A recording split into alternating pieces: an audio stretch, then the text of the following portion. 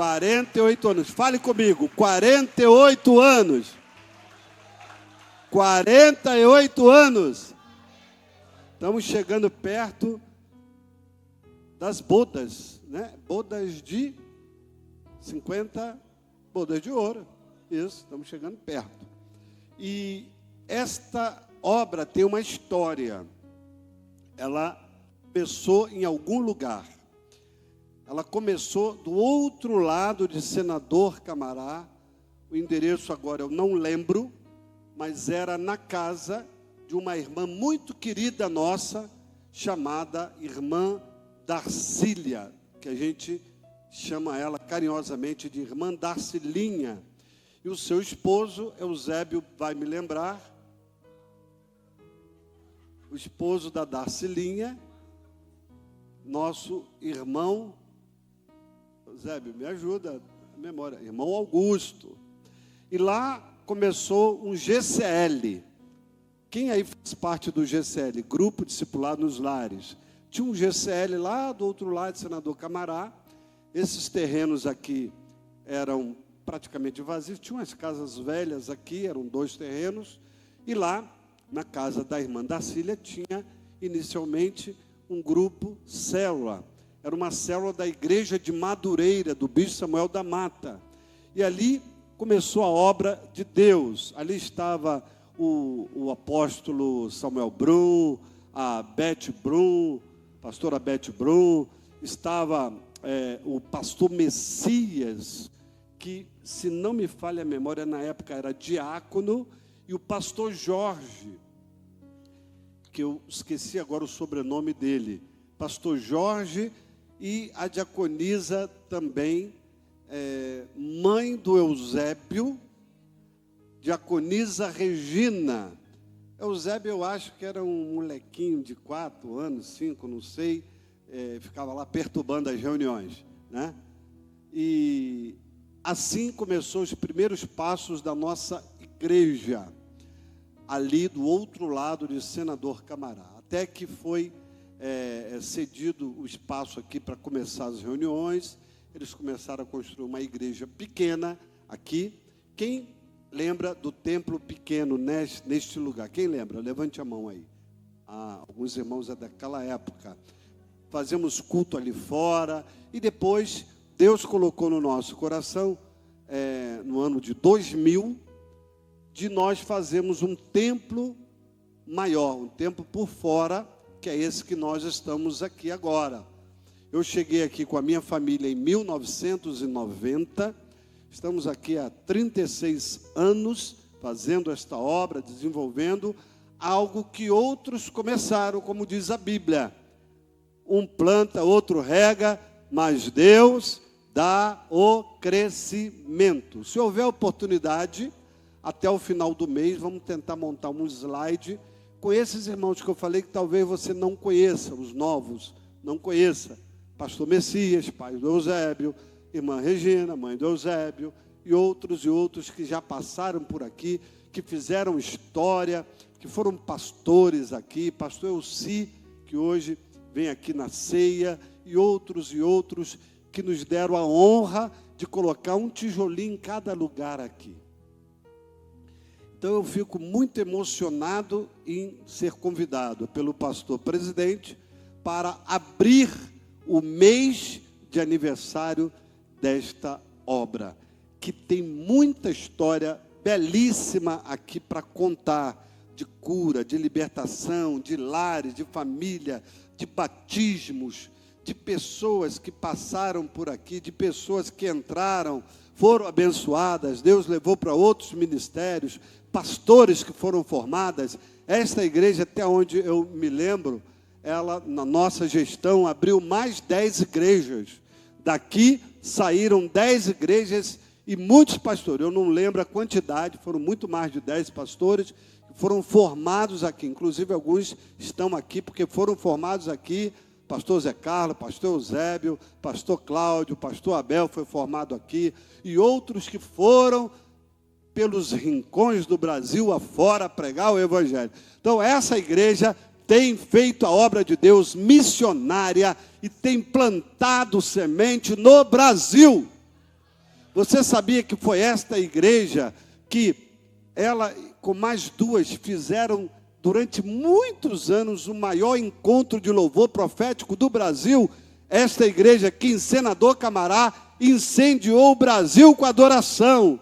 Não parece, pequenininha, mas fez história. Então, irmãos, estamos falando de 48 anos, de muita coisa que aconteceu, que você talvez chegue aqui e ache que não teve, mas teve. Pastora Sandra, pastora Márcia, missionária Simone e outros mais aí, missionária Júlia, essas mulheres já carregaram cadeira, já pregaram aqui, já fizeram muito encontro de mulheres, cafés, reuniões, congressos. Essa igreja já colocou aqui 800 jovens aqui. Se você não sabe disso, já entraram aqui 800 jovens num congresso de jovens. Então, muita história boa para contar nesse lugar que já aconteceu. E nós, por diversas vezes, fizemos muitas coisas debaixo da cobertura do Bispo Samuel Henriques da Mata, Igreja Metodista Ortodoxa, e também no nosso tempo, desde 2015,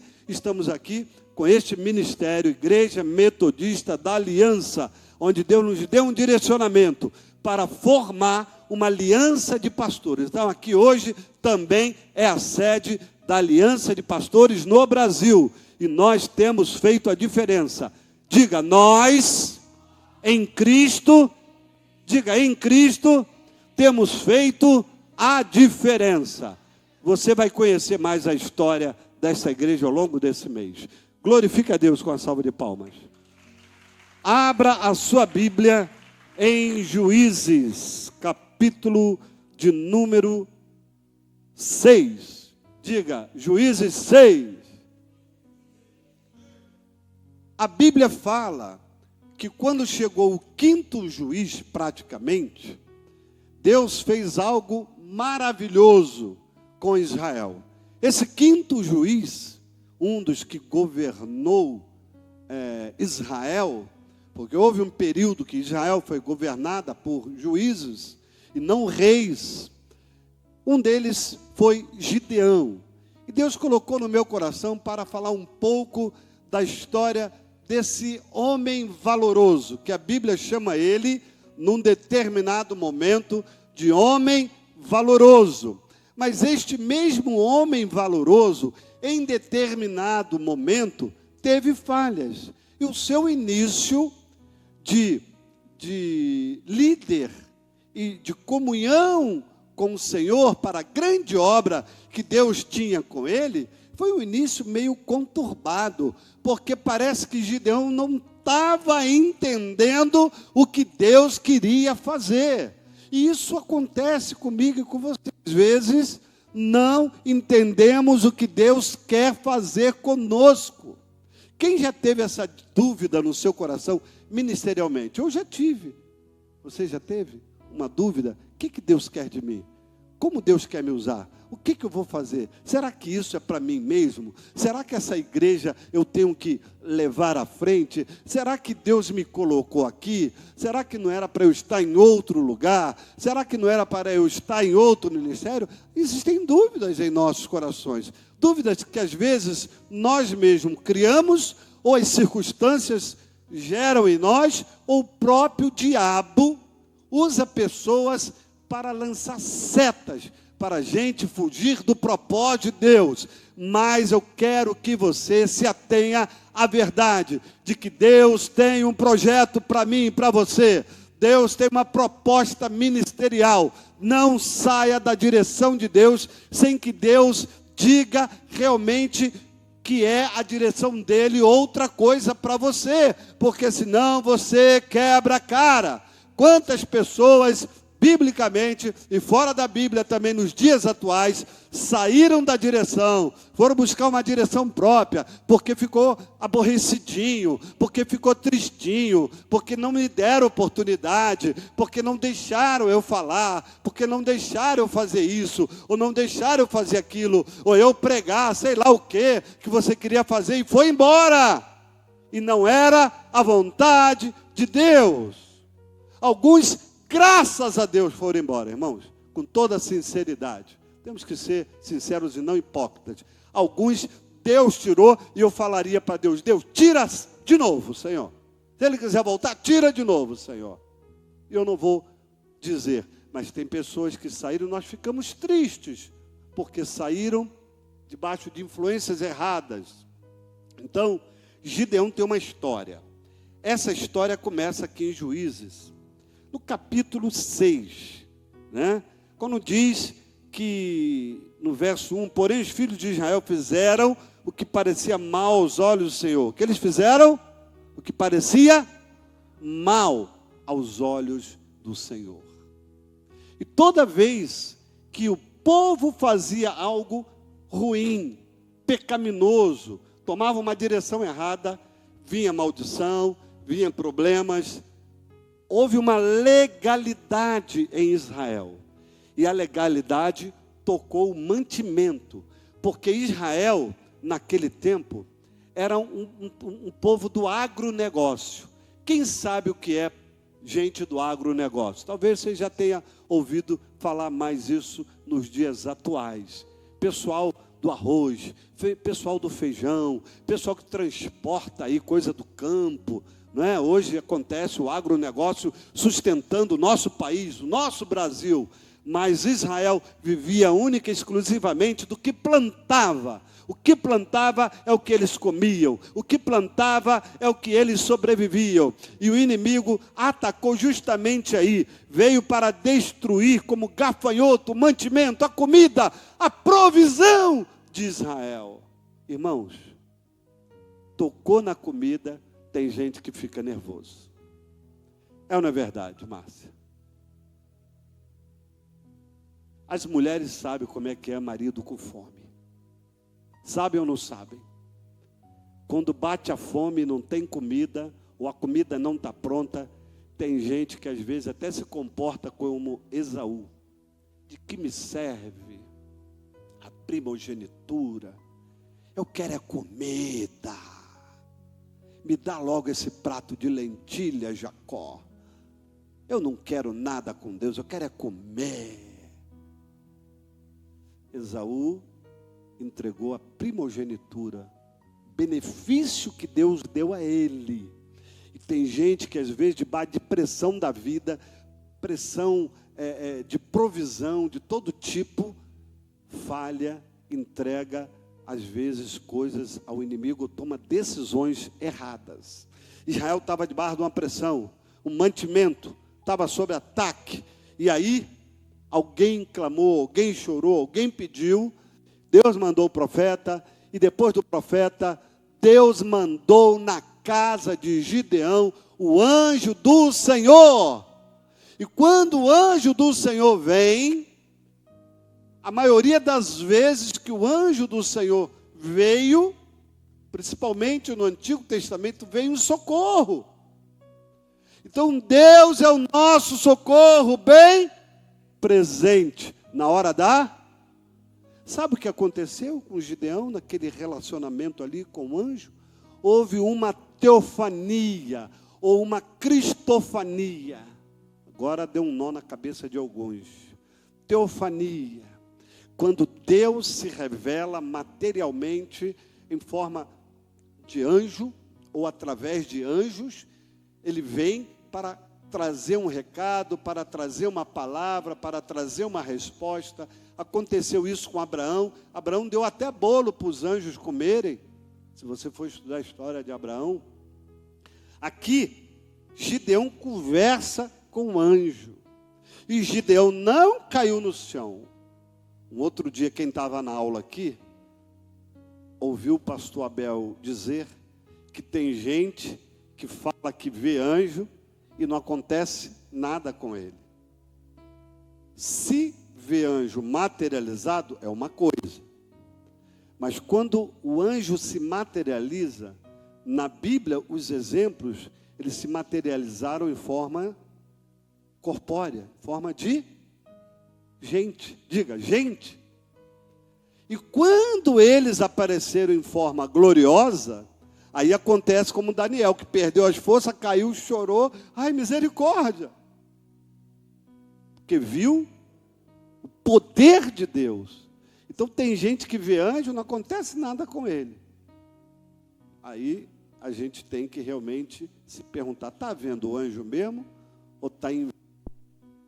Olha, está falhando aqui meu microfone. Eu acho que a pilha já está indo embora. Vamos trocar, porque pode prejudicar aqui. Eu não sei o que está acontecendo. Capítulo 6 nos fala, no verso 11. Então o anjo do Senhor veio e assentou-se debaixo do carvalho, está em Ofra, que pertencia a Joás, o Biesrita. Joás era o pai de Gideão. Gideão, seu filho, estava malhando o trigo no lagar. Gideão estava malhando trigo num lugar que não era lugar de malhar trigo. Mas ele estava malhando, ele estava trabalhando, ele estava no lagar. Lagar era lugar onde se ali pisava na uva para fazer o suco, para fazer o vinho. E ele estava num lugar, por algum motivo, para salvar dos midianitas o pouco que ele tinha. Então, verso 12, aí começa a teofania.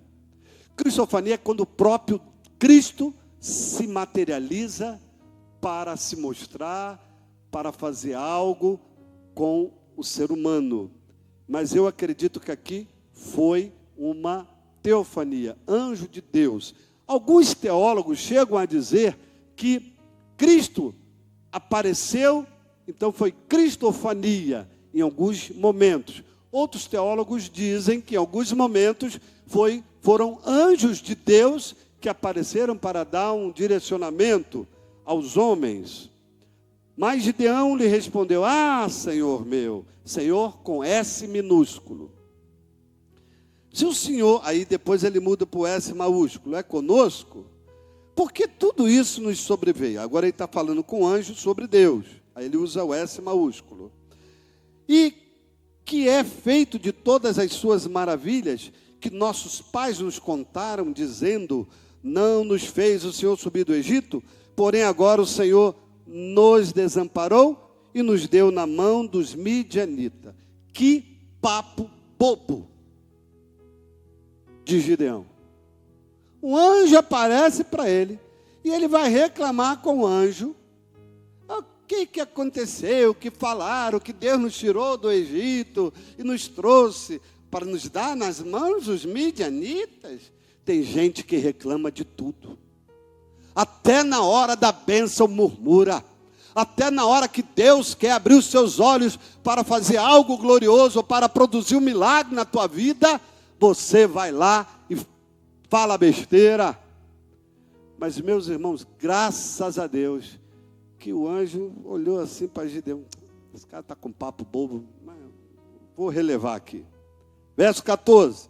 Então o Senhor olhou para ele e disse, vai nessa tua força, e livrarás a Israel da mão dos midianitas, porventura não te enviei eu. Irmãos, quando a gente começa a ler o texto, a gente tem que ir cavando para ver se acha alguma coisa que o texto está dando direcionamento. Verso 14. Então o Senhor, na minha Bíblia, esse Senhor aqui já é com S maiúsculo. Quem tem esse Senhor com S maiúsculo no verso 14? Levanta a mão. Será que esse Senhor aqui é Jesus? Eu sei que o Senhor olhou para ele e disse, vai nessa tua força. Para com esse papo bobo, dizendo que eu tirei o povo do Egito, ou que Deus tirou o povo do Egito, e trouxe para vocês cair na mão dos midianitas. Vai nessa tua força. Porque às vezes Deus tem que falar, você pode, porque eu estou contigo. Porque a gente às vezes acha que a gente não é nada. A gente acha que a gente não vai poder, porque a gente fica se vitimizando ou se inferiorizando. Isso já aconteceu com você, eu sei disso. Que você se sentiu incapaz. Mas Deus tem que te sacudir e dizer, você pode, eu estou contigo, tu tem força, você vai vencer, eu te abençoarei, porque sou eu que falo contigo, não é qualquer um que te chamou, sou eu, o teu Deus. Aí Gideão, eu tenho força? Nem eu sabia que eu tenho força. Verso 15, e ele lhe disse, ai, Senhor meu, com que livrarei Israel? Eis que a minha família é a mais pobre de Manassés, porque a geração do pai veio de Manassés, da tribo de Manassés. E ele está dizendo que a sua linhagem é de Manassés, e a família dele é pobre, e ele o menor, o caçula. Quem aqui é caçula em casa? Levanta a mão. Eu sou caçula.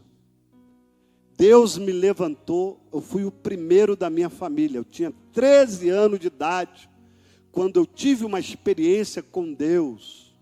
Eu tinha praticamente a idade do meu neto Samuel Teixeira Werner, que está ali, bonitão, garoto cheiroso, mas só vai namorar quando Deus mandar. Não adianta ficar de olhinho nele, não. O mais pobre, olha a vitimização, olha aqui a inferioridade. Cuidado com a inferioridade. Ah, eu não tenho curso. Ah, eu não estudei. Ah, eu não fiz faculdade.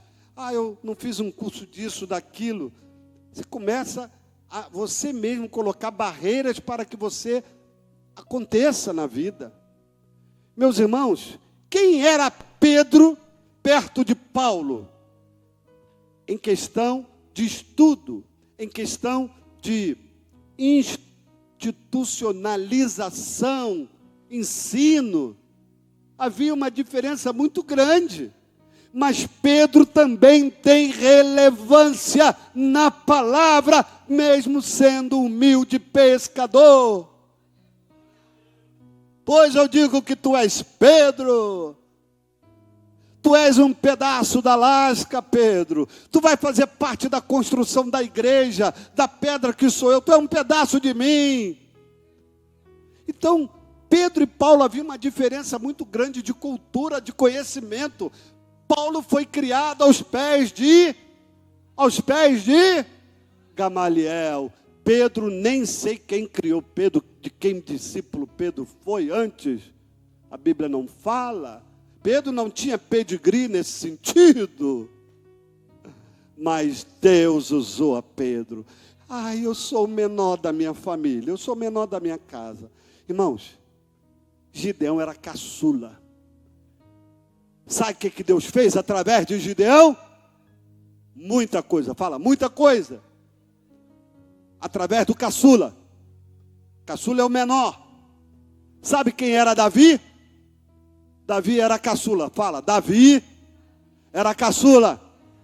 Deus fez ou não fez? Muita coisa através do caçula da casa de Jessé.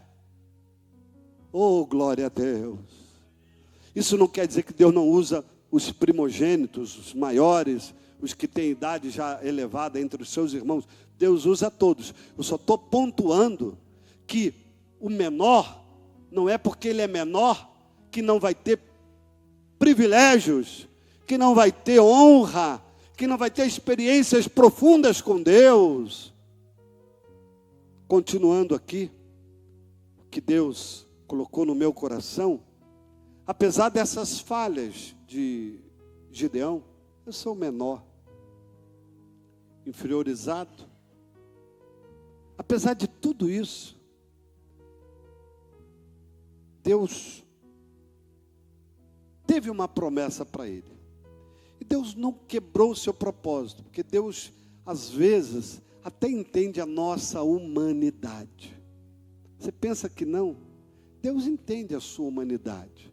Deus entende a sua falta de entendimento às vezes. E Deus, às vezes, passa por cima da sua falta de entendimento para atingir o propósito que Ele tem para você. Eu, um homem pecador, um homem com muitas falhas. Sandra conhece minhas falhas. Sandra me atura há 42 anos as minhas falhas. Mas Sandra também conhece o lado virtuoso que eu tenho, que talvez vocês não conheçam na intimidade do dia a dia. E eu conheço as virtudes da Sandra, que talvez vocês não conheçam. Vocês conheçam as virtudes dela limitada. Eu conheço virtudes maiores. Eu conheço suas falhas como ela conhece as minhas falhas. E eu quero dizer uma coisa para você. Deus não está limitado aos seus limites. Amém? Escreva aí. Deus não está limitado aos seus limites, porque Deus é maior do que nós. E o fato de nós sermos limitados não significa que Deus desiste de nós. Eu, um homem limitado, fui jogado aqui em 1990. Não é porque eu era muita coisa, não. Porque eu não era nada. E coloquei todo o meu pouco limite aqui. E eu falei aqui do que Deus já fez nesse lugar, com a nossa liderança. Eu me senti honrado hoje, quando fui convidado para abrir esse culto. E ontem, vou dizer uma coisa para vocês, pela metade. Pastor Eusébio me ligou à noite. Eu estava no shopping, passeando com a minha namorada. Quem conhece a minha namorada? Ela mesma. Digníssima, maravilhosa, poderosa. Oncinha do Ilcinho. Aí estávamos no shopping ali, fomos no McDonald's, fomos no Bob's dessa vez. Sempre vou no McDonald's, mas eu quis mudar. Aí estávamos ali lanchando e tal, o Eusébio me liga, Bispo Wilson, eu e Márcia estamos aqui, pensamos no senhor para falar um assunto X. Aí, irmãos, eu confesso que eu não estava muito alegre, não, para falar desse assunto. E aí eu falei, Eusébio, eu te ligo já e tal. Cheguei até a ligar para outras pessoas para colocar no meu lugar, mas aí Deus usou a Márcia, como sempre. Deus usa essa mulher. Deus continue cuidando de você. Aí a Márcia, Eusébio, isso. Aí Eusébio, Bispo Wilson, não precisa mais não, porque eu conversei aqui com Márcia. Aí eu falei, glória a Deus pela Márcia. É uma santa mulher, pastora Márcia. E aí foi tudo resolvido. Mas eu me senti, estou contando isso, Zé, para dizer que eu me senti lisonjeado pela lembrança. Que já não é a primeira vez que você faz isso. Lembrar de mim, entender que a gente tem conteúdo, entender que a gente ainda tem uma história que a gente pode compartilhar e ensinar os mais novos. Gideão é convencido por Deus. Aí, ele entende no verso 17 agora, e ele diz, se agora tenho achado graça aos teus olhos, dá-me um sinal de que és o que fala comigo. Caramba! Gideão, a ficha não caiu ainda, que ele estava falando com algo sobrenatural. Aí, tudo bem, aí o Senhor está relevando, está passando por cima. Então, entrou Gideão e preparou um cabrito, bolos, asmos de um efa de farinha, carne pôs num açafate e o caldo pôs numa panela. O cara era cozinheiro, hein? Masterchef da época. E trouxe-lhe até debaixo do carvalho e lhe apresentou. Anjo come, irmãos? Anjo espiritual, glorioso, come, sim ou não? Não, mas comeu, tocou ali, né? Porque eu acho que tocou porque era materializado. Ele estava com um cajado na mão. Porém o anjo de Deus lhe disse, toma a carne e o bolo asmo e põe sobre esta penha e verte o caldo, e assim o fez. E o anjo do Senhor estendeu a ponta do cajado que estava na sua mão, tocou a carne e os bolos asmos. Então subiu fogo da penha, consumiu a carne, os bolos asmos, e o anjo do Senhor desapareceu dos seus olhos. Agora, olha só, verso 22. Então Gideão viu que era o anjo do Senhor e disse: Senhor Jeová, que eu vi o anjo do Senhor face a face. Porém o Senhor lhe disse: Paz seja contigo, não tema, não morrerás. Tu viu, mas tu viu num outro estágio, tu viu em matéria. Porque se ele vê como Daniel viu, ele caía no chão, desfalecido. Essa é a diferença. Teofania, cristofania, compreenda isso. Aí agora ele tem consciência de que algo sobrenatural falou com ele. Mas Gideão ainda está bobinho. Antes de eu dizer que ele ainda está bobinho, mostrar para você que ele continua bobinho, ele usa a primeira expressão na Bíblia, Jeová Shalom, que significa o Senhor é paz, ou a paz do Senhor, o Senhor é de paz. Veja aí no verso 24, então Gideão edificou ali um altar ao Senhor e chamou o Senhor é paz, Jeová Shalom, e ainda até o dia de hoje está em Ofra dos Biesritas. Aconteceu naquela mesma noite que o Senhor lhe disse: toma um boi, teu pai, saber, segundo boi, 7 anos, e derrubou o altar de Baal, derruba. Aí eu vou encurtar algumas coisas aqui. Ele foi lá, derrubou o altar do pai, porque o pai era idólatra, mas o pai era conceituado na cidade, o pai tinha dinheiro, o pai tinha terras, o pai era um homem conhecido. Joás, não era Joás o rei de Israel, não. Esse Joás aqui é outro. E aí, descobrem que o altar de Baal foi derrubado. E aí começa uma investigação. Quem derrubou? Quem derrubou? Quem derrubou? Descobrem que foi Gideão. E aí você já conhece a história, ou se não conhece, depois você lê com calma.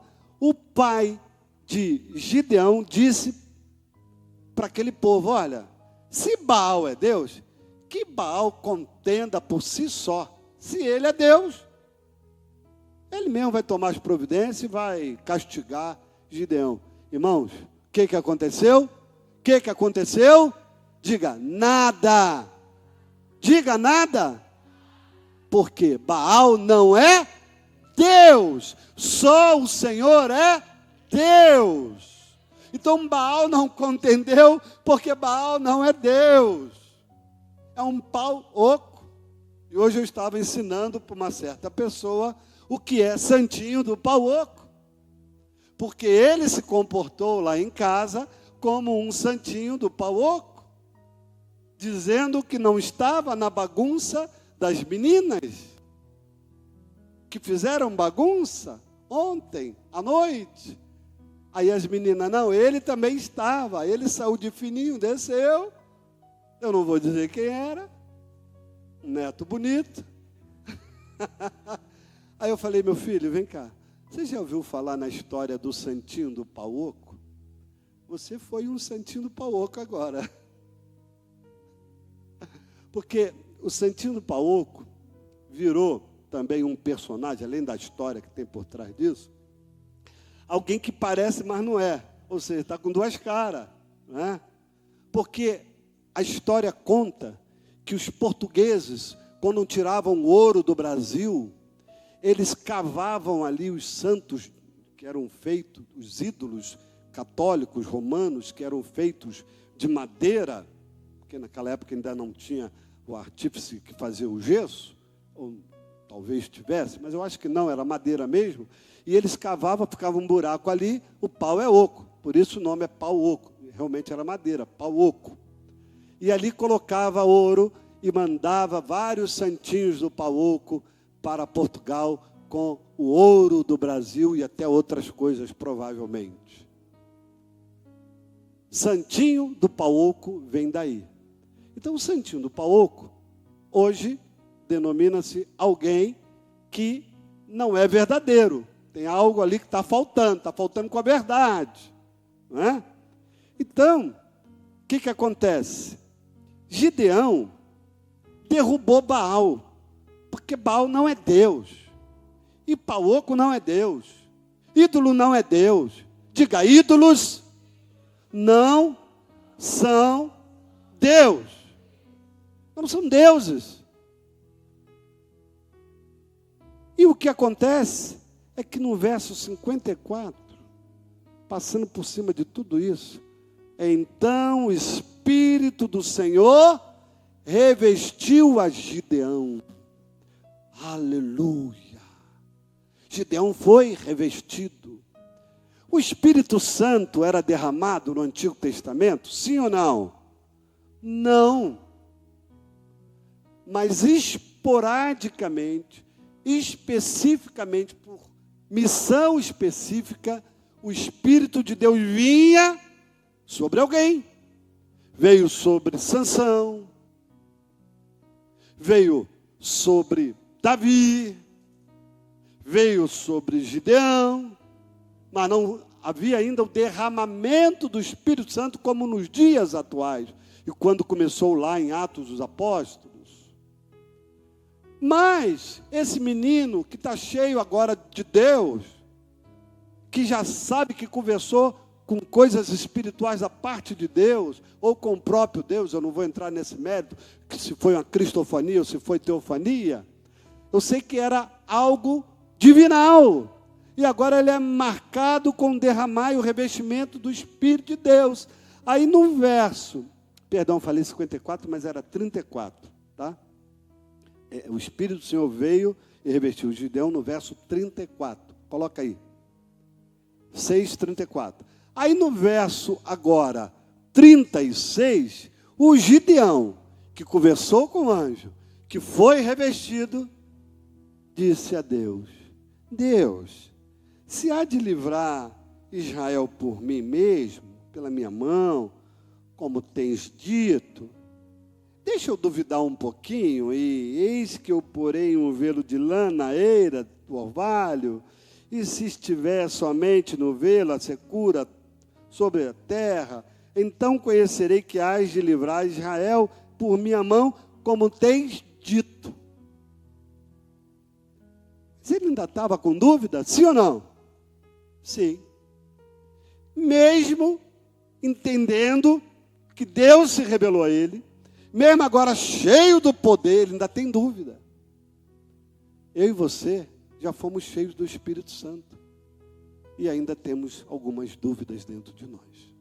Isso é a humanidade. Isso é a nossa humanidade. Nossa imperfeição. E Deus releva.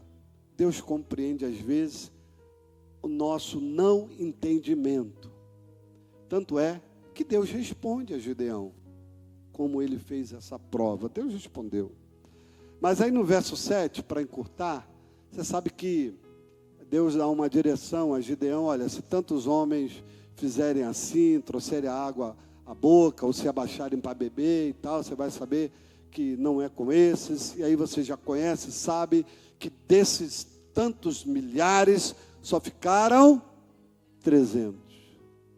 300 não se abaixaram, mas trouxeram a água à boca. Eu não falei para vocês que o menor, muitas das vezes Deus surpreende com o menor? Gideão era o caçula, Davi era o caçula, 300 não eram milhares, eram os menores, contra a multidão dos midianitas. Então muitas das vezes o menor ajuntamento, a menor congregação faz a diferença com Deus. Nós éramos uma igrejinha aqui mais limitada do que agora, um templo aqui para 70, sei lá quantas pessoas, o antigo, e nós fizemos o louvor profético tocar o Brasil. Ali foi formado o Fernandinho, sarando a terra ferida. Você não sabe, mas Kleber Lucas chegou ali como Beck da Alda Célia. E tantos outros, Marcos Salles, sentava lá para ouvir os preletores internacionais e nacionais. Hoje Marcos Salles é um pastor renomado no Brasil. Tantos foram formados ali.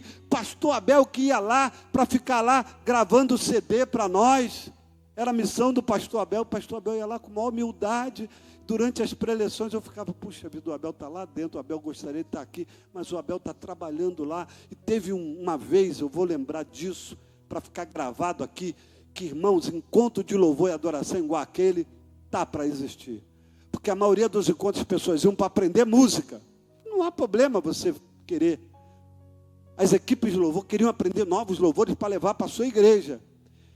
E aí, irmãos, foram vendidos 1.500 CDs naquele evento. Mas não era de música, era da palavra. Pastor Abel gravou quase 1.500 CDs de palavras, que inundou o Brasil, essas palavras do pastor Danilo Monteiro, da Costa Rica. Quem esteve lá sabe. Então, o louvor profético fazia diferença nessa nação. E a igreja metodista da Aliança em Senador Camará, uma igreja pequena, igual esses 300 aqui, que fizeram a diferença no seu tempo. Por que eu estou falando isso? Porque são 48 anos que nós estamos comemorando esse mês. Esta igreja tem uma relevância no Brasil.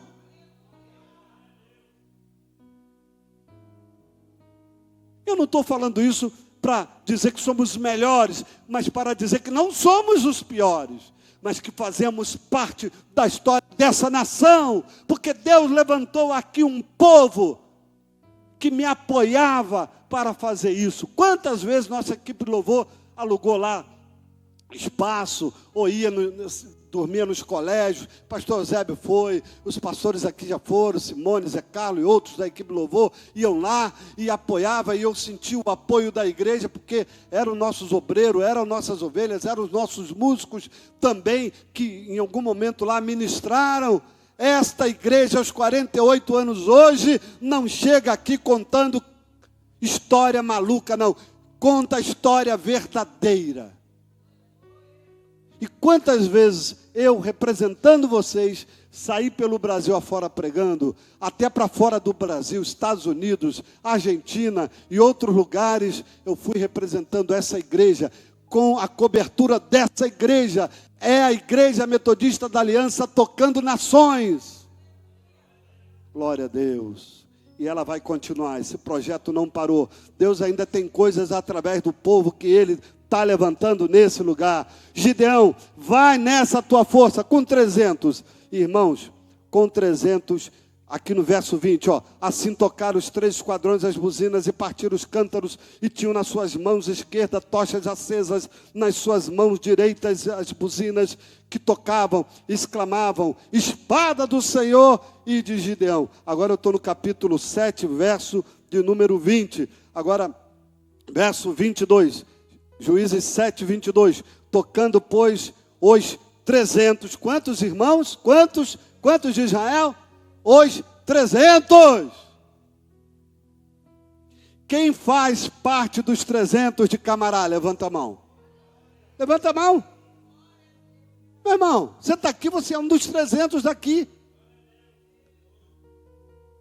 Você não é uma coisinha à toa, não. Você faz parte do grupo de Gideão que Deus levantou nesse lugar. Tocando os 300 buzinas, o Senhor tomou a espada um contra o outro, e isso em todo o arraial, e o exército fugiu para Zererá, e vai por aí afora.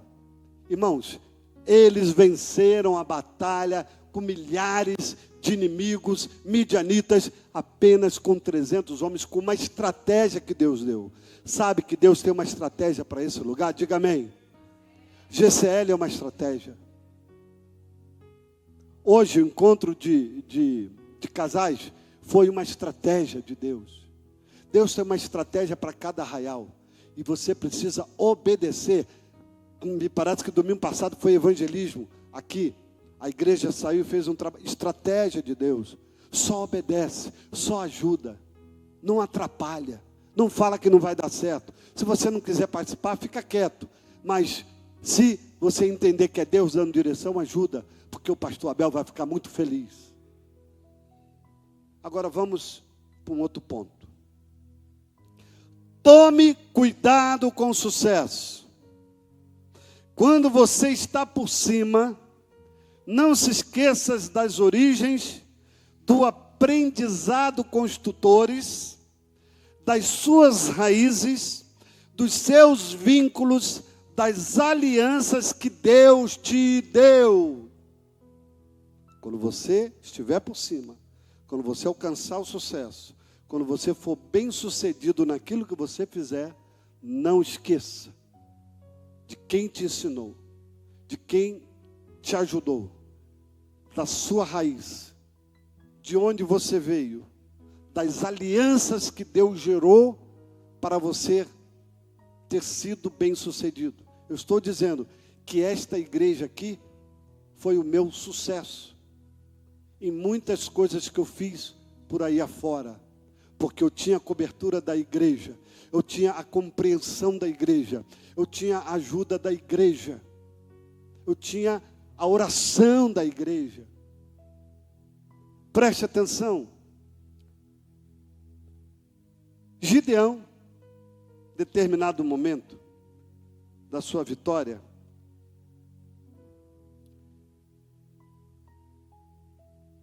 ele pegou o despojo do inimigo, o ouro, e ele construiu, ele fez um éfode sacerdotal, após a vitória sobre os midianitas. Ele pediu ouro, e esse objeto veio posteriormente se tornar uma armadilha, pois Israel passou a idolatrar aquele éfode, desviando-se de Deus. Primeiro, Israel quis colocar ele como o rei, e ele rejeitou isso, ele não quis. Tudo bem, uma certa humildade ali, mas algo bem intencionado. Quem for depois estudar acerca desse éfode, vai perceber que houve um grande erro em Gideão, quando ele, após a sua vitória, pega esse despojo e constrói com esse ouro, ele faz esse éfode. Então aqui eu quero pontuar algumas falhas de Gideão. A insegurança e dúvida. Lá no verso 6 que eu li, no capítulo 6, né? Gideão hesitou em aceitar o chamado de Deus, questionando sua capacidade, pedindo sinais. Para que ele pediu sinais, se ele sabia que era Deus que falou com ele? No capítulo 8, a gente vai ver uma vingança pessoal. Após a vitória sobre os midianitas, Gideão agiu com crueldade contra os homens de Sucote e Penuel, focando em vingança pessoal em vez de justiça divina. Em Juízes 8 ainda, Gideão criou esse éfode que eu falei, está lá em Juízes 8. E outra coisa, se você ler Juízes 8, eu vou avançar cada hora, verso 30, pode ser 8:30, ó. E teve Gideão quantos filhos?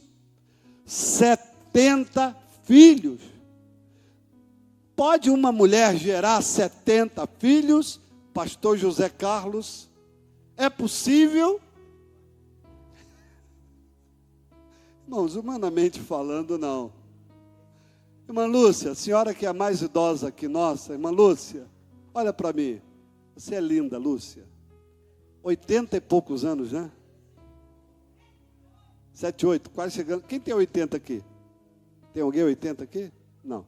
Mas a irmã Lúcia está perto do 80. Ah, meu amor, Olga. Quantos aninhos, irmã Olga? 81. Então, irmã Olga e irmã Lúcia. Já pensou vocês tendo gerado 70 filhos? Nem as duas juntas. 35 para cada um. Isso é porque esse homem teve muitas mulheres. Poligamia. Irmãos, Deus não é a favor da poligamia. Até porque a terra já estava povoada, Deus não precisava disso. Então isso não foi bom aos olhos de Deus. Alguém já disse que uma dá muito trabalho. Imagina, não sei quantas, 2 em diante, vai por aí afora, e concubinas, e vai por aí afora, não importa. Irmãos, isso não foi agradável aos olhos de Deus. O sucesso pode comprometer muita coisa, porque quando chegamos nesse nível de sermos bem-sucedidos, temos que dobrar a vigilância. Quando você atingir o sucesso em algo na sua vida, seja ministerial, seja profissional, dobre a sua vigilância para você não perder o que conquistou. Pessoas perderam famílias porque chegou no nível achando que era o cara e era o cara de pau. E aí perdeu família, perdeu tudo, perdeu dinheiro, perdeu coisas. E alguns foram até morar na rua e viraram mendigo, porque o sucesso subiu a cabeça. Então, cuidado, não esqueça de dobrar a sua vigilância quando chegar nesse nível. Então, queridos, Jesus, para mim, é o maior exemplo de humildade. Seu ministério foi bem sucedido, sim ou não? Jesus é aquele que devemos olhar e copiar. Jesus, Ctrl+C e Ctrl+V. Está correto? É a linguagem da galera, da galera do game. Ctrl+C, Ctrl+V. Jesus é aquele que eu tenho que olhar, copiar e colar. Colar aquilo que eu aprendi dele. Colar aquilo que ele me ensinou. Vai, leva Jesus, Ctrl+C, Ctrl+V. Leva Jesus para a galera, para a juventude. Amei vocês, adolescentes, aqui na porta, com faixa, no dia, acho que foi no dia da Páscoa, né? Lindo, maravilhoso, é isso. Deixa Deus usar vocês. Vai dar água no sinal e dar um folheto. Faz alguma coisa. A juventude dessa igreja fez muitas coisas. Fez teatro, fez evangelismo. Abel, criança, já ia para o trem. Ainda não pregava, porque era criança, mas apoiava, estava junto com a gente lá. Enquanto o Abel estava chupando chupeta, eu e Sandra estava pregando. E o Abel olhava para a gente, e a gente, um dia, ele vai ser igual a gente, né? Enquanto Raquel estava lá, a gente pregando em Muriqui, virada do ano, a igreja de Madureira com os jovens, a gente pregando a palavra, ela estava lá dentro de uma tenda, como é que chamava aquilo ali? Uma barraquinha, e a gente fazendo a obra. A Raquel, criança, não impediu da gente fazer a obra. Isabel, criança, nunca impediu da gente fazer a obra. Eu não sei quem falou lá, que hoje, não sei se foi Raquel ou Isabel que falou, que às vezes a gente ia para os eventos, deixava eles com o tio, com o pai, foi o Abel, né? Deixava com o tio, deixava com tia, deixava com algum irmão da igreja, e a gente não se prendia, a gente fazia a obra. A gente não deixava que os filhos fossem empecilho, impedimento, para nós nos lançarmos em Deus. Não estou dizendo que você tem que largar os filhos por aí e vai fazer a obra. Não é assim, é claro. Mas tudo com equilíbrio. Agora, Jesus, o nosso exemplo de humildade, muitas vezes ele falava, o Pai que está nos céus. O Pai. Jesus, tu é muito bom. Bom é o Pai que está nos céus. Toda honra e toda glória para o Senhor. Diga, toda honra, toda glória para Deus. Aleluia. Mateus 12:50. Todo aquele que faz a vontade do meu Pai que está nos céus, esse é meu irmão, minha irmã e minha mãe. Ele sempre citava o Pai. Mateus 16:17.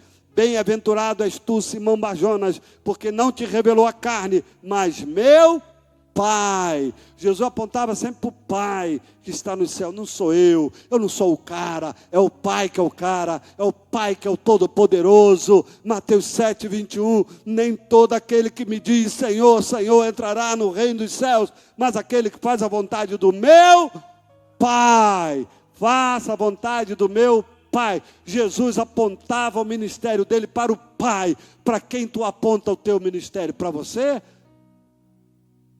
Aponte para Deus, aponte para o Pai. O seu sucesso é Deus na sua vida. Mateus 10, 32 e 33, Jesus menciona reconhecer as pessoas diante do Pai que está nos céus. Aleluia. Irmãos, a gente tem que reconhecer que somos falhos e pecadores. O fato de reconhecer isso não significa que você não vá lutar contra o pecado. Coloca para nós aí, produção. Produção, me ajuda. 1 Coríntios 9, 27. Paulo está dizendo, o apóstolo Paulo, que escreveu muitas cartas pastorais, doutrinárias. Eu esmurro, subjugo meu corpo e reduzo a servidão, para que pregando aos outros, eu mesmo não venha de alguma maneira a ficar reprovado. Paulo está dizendo, eu não quero ficar reprovado. Tem tradução aí que vai dizer, eu esmurro, eu bato no meu corpo, eu subjugo. Ele é meu escravo, eu escravizo ele. Como? Jejum, oração, palavra. Jejum, oração, palavra é uma forma de você esmurrar essa carne que quer fazer coisa errada. Reduza a sua carne a servir a Deus. É o propósito de Deus, para que você não seja reprovado. E esse mesmo Paulo vai dizer, produção, em Romanos 7, 19. Lê para nós aí. Romanos 7, 19. É o último versículo que eu estou lendo. Acho que é o Gate, né, que está fazendo isso. Segurando aqui, quando eu grito. Pode ser. Gate não é o que corta a voz? Está sorrindo, né, técnico? Porque não faço o bem que quero, mas o mal que não quero. Quem disse isso? Que não consegue, às vezes, fazer o bem, mas, às vezes, ele reconhece que faz o mal. Que mal que Paulo fazia? Não interessa, fofoqueiro. Só quer saber do pecado dos outros. Olha o argueiro que está no teu olho. Cuida do seu nariz. Cuida do seu pecado. Cuide das suas falhas. Esse eu faço. Mas se você ler o capítulo até o verso 24, eu não vou ler, que eu quero encerrar. Você vai ver que ele não deixa barato para o pecado, não. Ele vai no embate contra o pecado. E eu fecho aqui com uma frase interessante. Feche a sua Bíblia. O teclado já pode subir. Eu sou obediente. Eu ensinei e tenho que cumprir o que ensinei. Cuidado com o sucesso. Cuidado até mesmo com as conquistas. Pois grandes homens foram derrotados quando chegaram no topo. Olha, tem gente que foi derrotado quando chegou no topo. Não estou dizendo que você não vá para o topo. Só para você ter cuidado. Sansão se corrompe depois de descobrir suas forças incomparável. O cara era demais. Era o cara. E o diabo disse para ele que ele era o cara e ele acreditou. Mas aí, você sabe o final de Sansão. Saul se corrompe depois de grandes conquistas com Israel. Saul foi um grande rei em determinado momento. Muitas conquistas ele teve. Mas teve um momento que o seu sucesso o derrubou.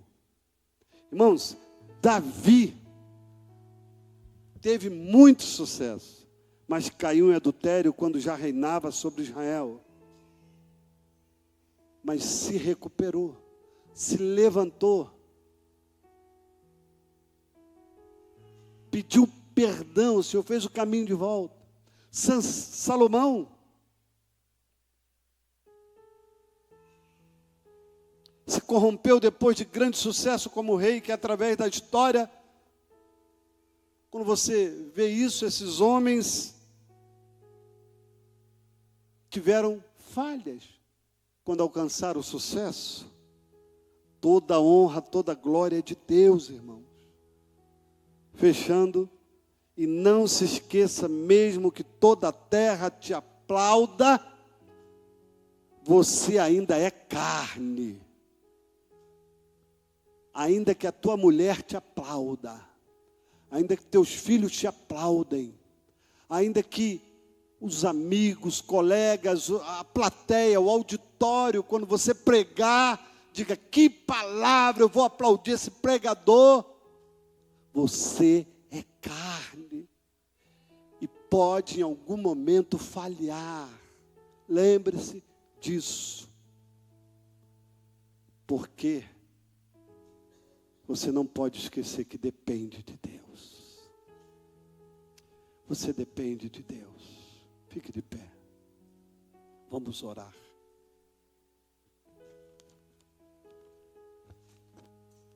Oh, Pai. Aleluia. Nos ajuda a aprender com Gideão. Nos ajuda a aprender com esse ministério que teve sucesso, mas que termina também com uma falha. E o povo de Israel acabou idolatrando o que ele fez. Ainda que ele não tenha intencionalmente tido essa vontade, mas muitas vezes, bem intencionados, erramos e falhamos sem te consultar, Senhor. Perdoa nossos pecados, Senhor. Nos ajuda a vencer a nós mesmos. Nos ajuda, Senhor, a quando chegarmos no sucesso, em diversas áreas da vida, não esquecer que precisamos nos apoiar em Ti, olhar somente para Ti. Ah, Senhor, nos ajuda, Senhor. Nos perdoa, Senhor.